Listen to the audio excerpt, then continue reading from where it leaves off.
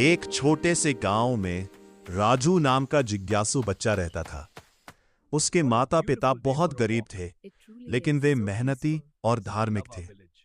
राजू ने सोचा कि गांव में सुख और समृद्धि लाने के लिए मां दुर्गा की भक्ति करनी चाहिए।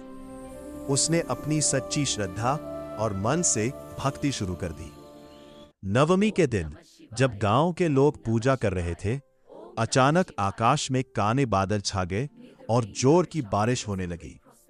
गांव के लोग जो पहले सूखे खेत देखकर परेशान थे, हैरान रह गए। बारिश से सूखे खेत फिर से हरे भरे हो गए और नदी में पानी भर गया। ये सब मां दुर्गा की कृपा से हुआ। राजू ने अपनी मन्नत पूरी की और मां दुर्गा का भव्य उत्सव मनाया। गांव के बुजुर्गों ने कहा, जब तक मां दुर्गा पर विश्वास है, कोई भी संकट हमें हरा नहीं सकता। नवरात्रि के 9 दिनों तक लगातार माता के भजन और कीर्तन हुआ। हर सुबह और शाम गांव के लोग मिलकर भजन गाते और कीर्तन करते, जिससे वातावरण भक्तिमय हो गया।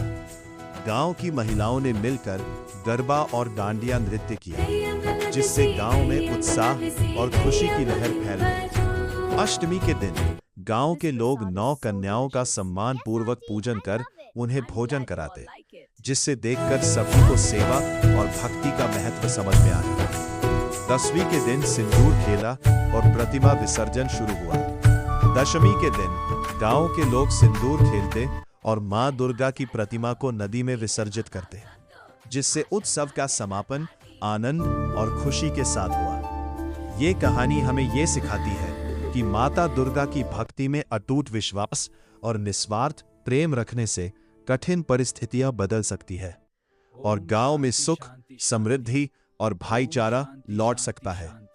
एक छोटे से गांव के लोग अपनी सच्ची भक्ति और प्रेम से मिलकर पूरे गांव को खुशहाली दे सकते हैं।